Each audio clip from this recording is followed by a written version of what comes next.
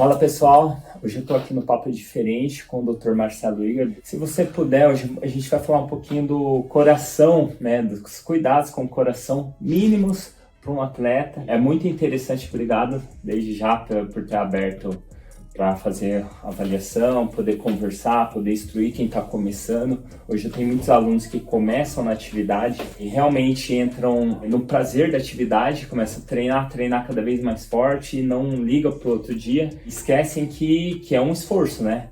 Então eu quero falar um pouquinho sobre o que quais os cuidados que a gente tem que ter pro coração, quais são os cuidados para não visar somente a doença cardíaca e sim a preparação cardíaca, o que isso pode dizer até na nossa conversa. Achei muito interessante passar para a galera aqui.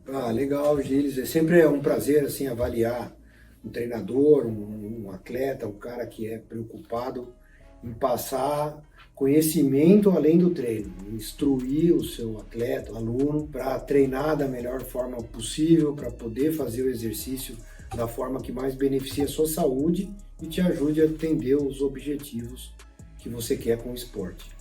Então eu sempre digo que a avaliação, assim, os cuidados que a gente tem que ter, né, eu gosto de usar o termo treinar com responsabilidade, né? O atleta, o aluno, independente do nível que ele esteja, ele é o maior responsável pela sua saúde, pelo seu bem-estar, pela sua integridade física. Então você não pode passar isso para um treinador, para uma planilha, para uma avaliação médica, ou de uma nutricionista, ou de um fisioterapeuta. A responsabilidade de cuidar de você tão bem quanto você mesmo deve cuidar. A avaliação começa pelo questionamento, né, pela posição do próprio atleta, do próprio aluno, sobre a sua condição de saúde baseada no seu histórico pregresso. Se na sua família tem história de problema cardíaco, seus pais ou avós tem problemas do coração, ou hipertensão, ou diabetes, porque esse histórico, esse antecedente é determinante para a gente ter uma pista se você tem uma predisposição a isso ou não. Primeiro o histórico familiar, depois o histórico pessoal, se você já pratica exercício, se você não pratica exercício, se você vem de uma vida sedentária, se você precisa mudar hábitos de saúde, deixar de fumar, por exemplo, ou controlar melhor seu peso. Então, já são históricos pessoais que a gente tem que considerar. Se você já tem conhecimento de alguma doença sua, se você já faz tratamento, se você toma remédio, porque o exercício deve ser praticado por todo mundo. Então eu tenho pacientes que são hipertensos, que são diabéticos, são atletas, correm, competem e controlam essas doenças para poder obter a maior qualidade de vida possível. Então é possível acompanhar isso e ao mesmo tempo fazer um treinamento, um condicionamento físico, até com intensidade, até objetivando competição, desde que você conheça o seu corpo, conheça os seus limites e acompanhe isso com os profissionais responsáveis para te ajudar.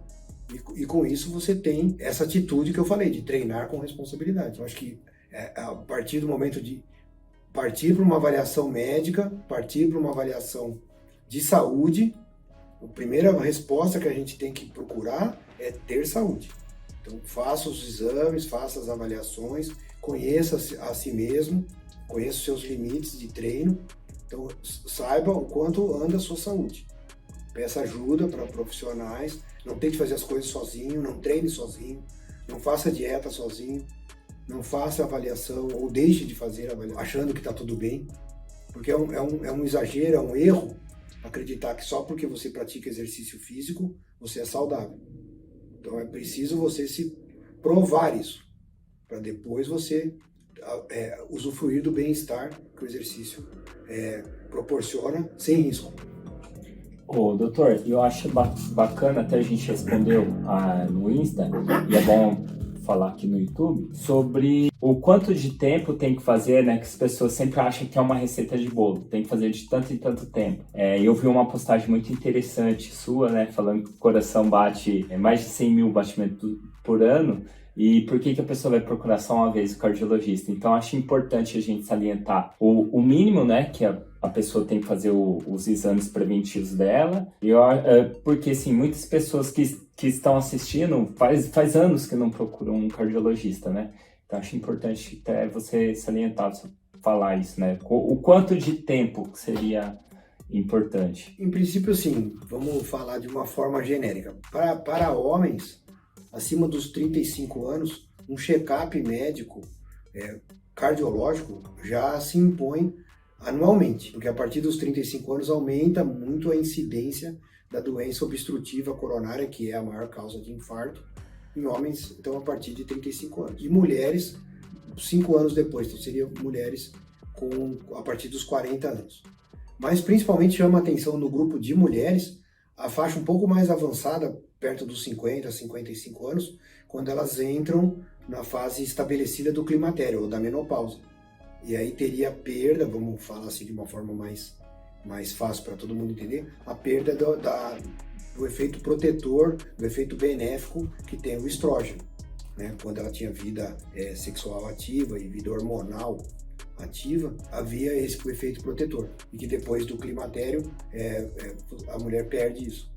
Então, nessa época, a partir dos 40 já está indicado um check-up anual, mas a partir do climatério, essa atenção passa a ser maior. Agora, se a pessoa tem finalidade competitiva ou de rendimento e tal, aí alguns exames, algumas formas de avaliação já visando evolução no esporte, evoluções fisiológicas, das adaptações do organismo e principalmente do coração ao exercício, aí vai depender muito dos objetivos desse atleta, dos objetivos desse esportista e como que ele está levando o ritmo de treino dele, né? A programação, os ciclos, os objetivos esportivos que ele tem. É importante você salientar isso, porque tem muitas pessoas que começam a prática da atividade física antes dos seus 40 anos e começam a ter a lição rendimento sozinho. Chegam até certo ponto treinando sozinho, né, com a consistência. Só que começam a treinar forte a todo momento e quando passam ali dos seus 40, 45 anos, pode-se ter um risco cardíaco maior. A gente teve alguma causa aqui, né, na região, né, de morte súbita. Dentro do futebol, né, eu estava até comentando com o Marcelo que eu era criança quando eu vi a primeira morte, né, assim, dentro do campo, né, no futebol, o ex-jogador do São Caetano, né, o Serginho, eu sou São Paulino, né, eu era porque eu acompanhava mais. E eu lembro que eu chorei, eu falei, mas como assim? Eu era criança, mas como assim? O cara morreu. E realmente, você se esforça. A gente se preocupa só quando a gente é sedentário, né? Mas quando a gente começa a praticar muita atividade física, um outro erro também que a gente até pode falar aqui, né? Do corredor, quando ele começa a ficar muito viciado, né? Começa a querer bater pace, e leva, né, o organismo dele só na zona mais anaeróbia de treino, né? Então, né, causa todas essas acuidades, né? Que podem vir a pessoa ter alguma coisa. E eu achei interessante, né, acabei de fazer a avaliação, depois eu posto aqui para vocês. O Marcelo falou da questão inflamatória, né, que você falou a pessoa que resiste mais, tem a questão inflamatória que você contou, acho importante você falar aí também. Né? Ah, legal, boa questão, bem lembrada. Uhum. Na verdade, assim, em primeiro lugar, como eu falei, a responsabilidade de treinar com segurança é da própria pessoa, é do próprio atleta. O primeiro assunto que o Gilles tocou aqui, realmente é a tendência que a gente tem hoje de acelerar os processos, de passar o carro na frente dos bois e querer ter resultados, porque o nosso corpo precisa de tempo para adaptação. Ele precisa aprender a repetir um determinado movimento, por exemplo, das pernas numa corrida, com aquela intensidade que você gostaria de correr, pelo tempo que você quer correr. Se é para correr uma corrida de 10K ou uma meia maratona ou uma maratona, tem que haver uma adaptação neuromuscular para isso e ao mesmo tempo cardiovascular para isso. O seu corpo tem que ir se acostumando a fazer isso. E essa queima dessas etapas é realmente perigosa. A progressão do treino, a progressão da evolução do esportista dentro do tempo, isso é um negócio que toma tempo, é um processo, como eu falei, é um processo longo. E hoje a gente vive numa realidade em que as pessoas querem retorno muito rápido, seja para emagrecer, seja para performar, seja para ter saúde, e às vezes, na verdade, você está perdendo isso. Então, o que a gente fala da avaliação do teste cardiopulmonar, a questão até inflamatória, o exercício físico, ele provoca uma agressão ao organismo, à musculatura, e aí existe uma resposta adaptativa, uma resposta do organismo que reage a esse treinamento. Nesse caso, especificamente, o treinamento, então, desencadeia uma inflamação que a gente chama de BOA, depois há um reparo muscular, um reparo da musculatura, há uma adaptação do sistema nervoso autônomo para regular o batimento cardíaco, regular a pressão arterial dessa pessoa, e o corpo vai se adaptando devagarzinho, como eu falei, a esse treinamento. Então, essa agressão, vamos falar assim, é uma agressão controlada, programada e que tende a ter respostas adaptativas benéficas, fazem bem ao organismo. Isso nós estamos falando de intensidade de moderada para cima. Agora, em baixa intensidade, exercício, atividade física, ela sempre é benéfica. O exercício físico, ele sempre faz bem. Ele melhora a capacidade de resposta do organismo, por exemplo, a outros tipos de agressão. Como, por exemplo, aí sim, infecções graves, pós-operatório de grandes cirurgias de urgência, ressecções abdominais, intestinais grandes, por exemplo, resposta do organismo a um tratamento agressivo como uma quimioterapia. Então, esse condicionamento físico, essa melhora do condicionamento físico provocada pelo exercício, permite que o seu corpo reaja bem a outros problemas. Então, esse tipo de tratamento, nenhum remédio é capaz de dar, só o exercício físico. Então, mas só que isso tem que ser feito no decorrer de anos, longos anos, treinando. Então, os exercícios de baixa intensidade, o respeito do iniciante para seguir uma planilha certinho, não evoluir, não pular etapa, traz esses benefícios a longo prazo. Você não pode trocar o benefício a longo prazo da sua saúde por um benefício mais curto de correr uma determinada distância abaixo de um tempo tanto. Porque isso é um resultado muito curto, é um pensamento muito estreito para quem quer ter saúde e qualidade de vida por muito tempo.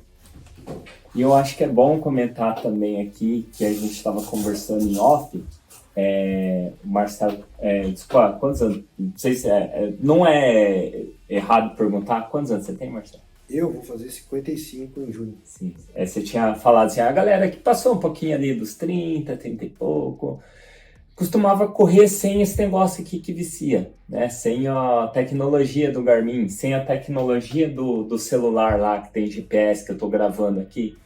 Então, assim, é muito bom, né? Você correr com GPS, você sabe quantos quilômetros você está correndo e tudo, né? Até para você treinar para uma prova. Só que eu estava comentando aqui isso, que eu sou treinador do pessoal que quer evoluir, né? Quer ter rendimento. Mas é bom salientar isso aqui, né? Que você falou da atividade de mais alta intensidade e tudo.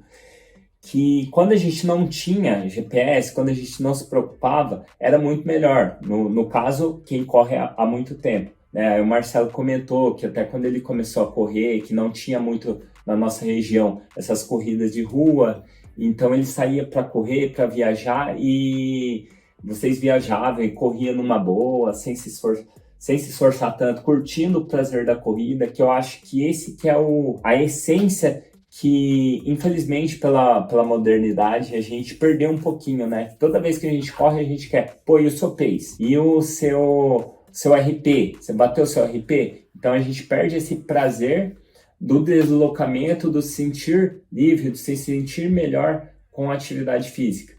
E ele estava comentando, né, que ele começou na época que não tinha tantas assessorias, né, na nossa região, falava que ele corria com prazer, e isso trouxe uma resistência, uma adaptação cardiovascular que hoje, né, a gente não falou, ele é triatleta, além de ser médico cardiologista, que trouxe uma maturidade ali cardiovascular para que ele prestasse o suporte. Então, todo esse papo aqui serve para falar também. É aquela história da pressa inimiga da perfeição. Se ele teve lá atrás treinando, saindo, viajando para curtir, hoje ele está com esse rendimento. Né, que lá atrás ele corria mais por conta do prazer da corrida, sem ficar olhando RP. Então, acho que essa última parte é importante até falar para o pessoal. Geralmente os meus alunos são as pessoas que trabalham muito com parte administrativa, tem negócio, estão saindo do sedentarismo agora,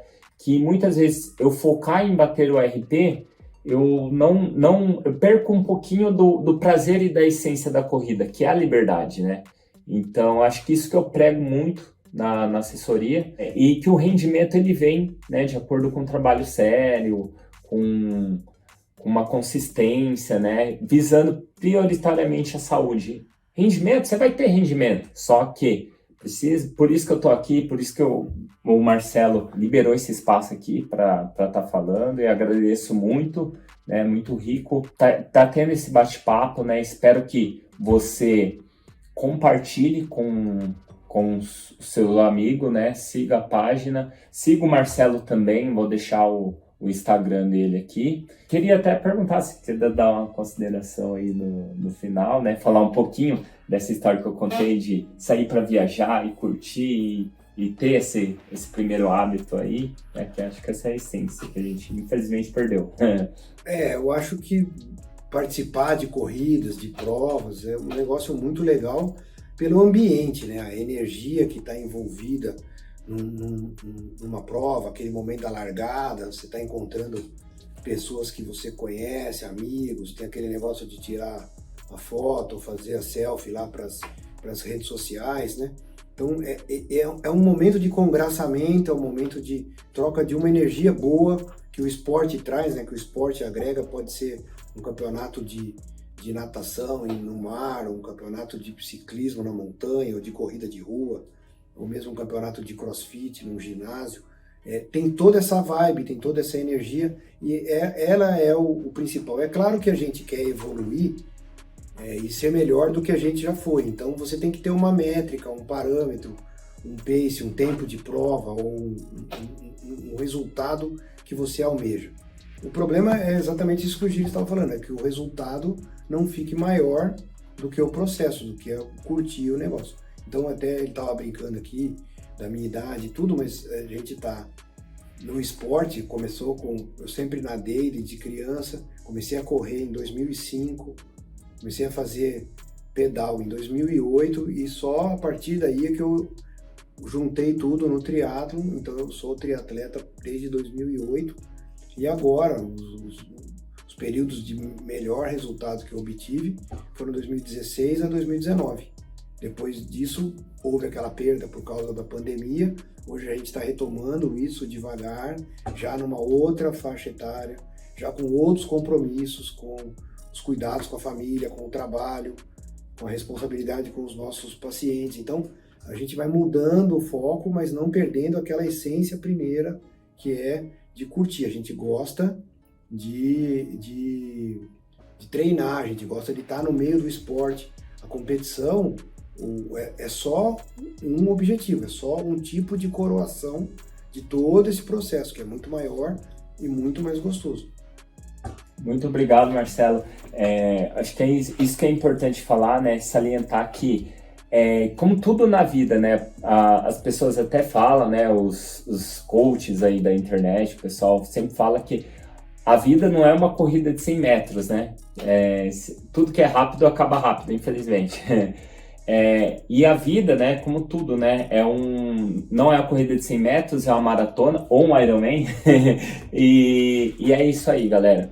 Espero que vocês tenham gostado, né? Novamente peço para compartilhar o canal, seguir o doutor aí, vou colocar de novo o arroba dele aí, tá? Para quem é da nossa região aqui, de São José dos Campos, interior de São Paulo, é só entrar em contato com ele, fazer avaliação aqui presencialmente. Quem é de São Paulo também, rapidinho vem pela Dutra também, e entre em contato com ele, tá? Assim vocês vão ter uma longevidade maior dentro da corrida e ter um prazer e uma liberdade maior.